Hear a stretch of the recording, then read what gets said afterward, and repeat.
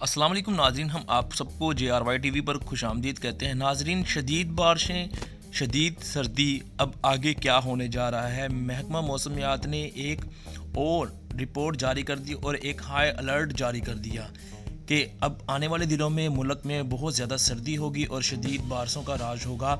तो मज़ीद वीडियो में आगे बढ़ने से पहले अगर आपने हमारे चैनल JRY TV को सब्सक्राइब नहीं किया तो सब्सक्राइब कर लें नाज़रीन।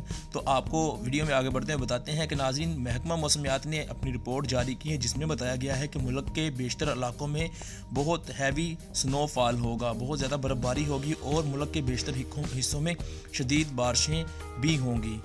मज़ीद आगे बढ़ते हैं, महकमा मौसमियात ने ये जारी की है रिपोर्ट के आइंदा आने वाले दिनों में कई मकामात पर धुंध होगी और बारिशें भी होंगी। ख़ुसूसन मैदानी इलाकों में धुंध का राज रहने का इम्कान है और साथ ही जनवरी के शुरू में बारिशें होने का इम्कान है। अगर खैबर पख्तूनख्वा के इलाकों की बात की जाए तो वहाँ पे बहुत हैवी स्नोफॉल होगी, बर्फ़बारी का राज होगा और इस तरह से मैदानी इलाकों में बहुत ज़्यादा सर्दी होगी।